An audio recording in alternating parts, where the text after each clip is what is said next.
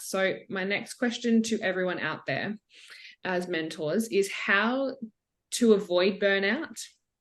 If we take on too many clients, we need to feel a balance that we don't feel guilty because we turn people away. So often, and I am 100% this person, I like to be a yes man, and a client comes and they're in a lot of pain. My books are like beyond capacity already. And then you're like, oh my gosh, this person's in pain. If I say no, they're going to be in pain for the weekend. I'm going to put them in. And now I'm at 455%. And I am now the one that's suffering for the weekend. How do we, yep, I can see everyone is very similar. I think it comes with the nature of the type of work we do. How do we manage this? That we control burnout and manage ourselves as practitioners and not feel such a level of guilt towards saying no to clients? Steph, I boundaries. Yep, absolutely. I know Steph is this person as well. So Steph, how have you managed it? Because I know you've been there. I am a yes man like Tessa. So you've come to the right people. Probably step number one, like we've obviously, as practitioners and people in general, we've just spoken about emotional states for our clients and mental capacity and physical capacity. We've got to understand where those barriers are for us as number one. And again, at the end of the day, if we aren't at the top of our game, how are we ever going to help our clients? This can be tricky in saying that, because we're obviously in this to help people, and we want to give everyone our all. Even if, we're giving someone 50%, maybe that 50% is still better than giving them nothing. But I suppose finding ways to give them that 50%, it doesn't have to be in a practical or physical, face-to-face consultation. I find if we hand over our time too early and too frequently, our clients then start to expect it as well. So that's something to be wary of when you've got your hours in mind and the time that you allocate in mind. If you add those bits and pieces in, then it's harder to pull back from that as well. I like to find a way where, if I know I physically cannot take on any more work and you're starting to get that guilt, again, be honest with your clients, because they have to appreciate that. If they can't understand that you are physically struggling with the load that you have and you don't feel like you can give them their all, at the end of the day, why would they want to pay for a service that's not going to be where it should be? The expectation will be lowered, but also give them things to make them accountable. So they're helping themselves, still dedicating maybe that hour to their week that they maybe could have seen you, but this is what I'm going to give you to take home to work on in this time, so that this is my treatment prescription, I suppose, for you. It's not physically with me, but this is what I want you to do. So they've still got that time allocated. They still feel like they've got that assistance from you. It's just not face-to-face, which long-term is making them more accountable anyway.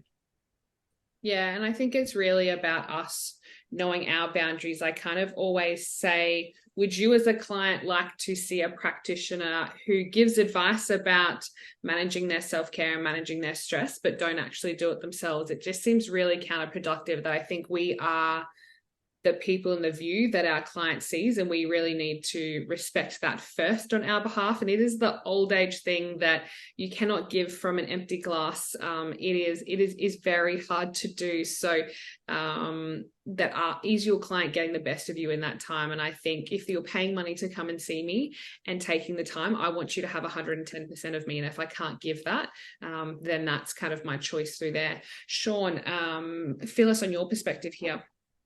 Yeah, I think it's just two things, which is firstly understanding what type of burnout we're talking about. So physical burnout, which is a very real one, particularly for the manual therapists, and then there's mental and emotional burnout. And I think when I speak to people who change careers from this profession into something else, it's usually the latter. It's usually the mental emotional burnout. They're just cooked. They don't know how to do this. They don't know how they're going to keep this level of focus and giving to people on a daily basis for 40 odd years that they might have to do it for, if that's their career. The physical thing tends to work itself out fairly quickly. They used to say the average lifespan for a manual therapist was about 7 years, which I was always terrified of, because I thought, I'm going to study for this long. I don't want to have to run out of juice, in the same amount of time. But now I think we're a little bit smarter. And I think that the solution to the mental and emotional burnout is partly found in the physical burnout solution, which is learn to be a really, really good practitioner, someone that is there to help people, and then recognize that you don't have to physically do something for every patient. Most people come to see us because they want some confidence that there is a solution possible. And a lot of that comes through what we tell them, the confidence that we build within them, the understanding that we build within them, the education that we provide to them, and then the skills that we help them develop along the way. Yeah, we're going to do some physical things to them, but you don't have to be pounding away at their, their back, their hip, their whatever it might be for hours and hours on a regular basis to get those results. It can be short periods of physical treatment with a more expanded view of how can we help this patient build their own self-efficacy. And when you get really good at that and patients know that they can come to you and walk out feeling like there's a horizon I'm aiming for, there's a target now, I've got something I can work towards, rather than I go in the door, I get a treatment, I see how I feel for the next week, I probably come back again next week and I do it again, and you're on this merry-go-round. I go and see Bo, I go and see Steph, I go and see Aaron, I go and see Tess, whoever it might be. I know I'm going to walk out feeling like I've got a plan in mind, and then there's a target for me to aim for, and there's a solution coming. And a lot of that is not to do with what we do with our hands or the tools we use. It's to do with how we educate, how we inspire and lift them up. And then if you're doing that on a daily basis, you will have a lot of very satisfied people, and that will make you feel damn good. And that is the solution to the long-term burnout. Making people feel good, knowing that you're, knowing that you're making a difference. And then along the way, as you build your own skills and knowledge, the education that you get, your own research, your own understanding, and building all that capacity within yourself, that builds your tolerance to the mental and emotional burnout, because you'll know yourself better. You'll know pathways around those obstacles better. And so, yeah, that would be my answer.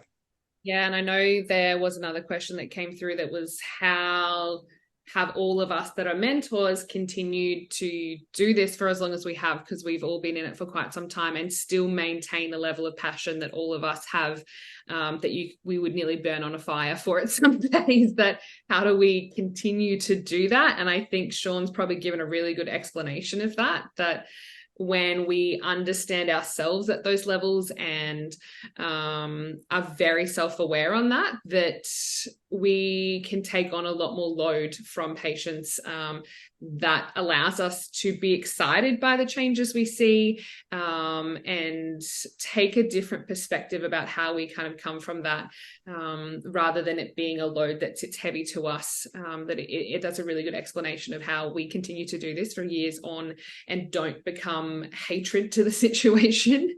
That I think a lot of work within ourselves. And I always say, if you're a yes man to your client, unfortunately, it means there's a no occurring somewhere, and it's usually back to yourself. So start to get, and I know that we've had a few comments in the chat box here that are all very similar, that get comfortable with knowing that no is okay at times, because it means putting you first and a yes from you. So keeping that on to yourself and being accountable for that is really important as well, and how we continue to do this day in and day out and still love what we do.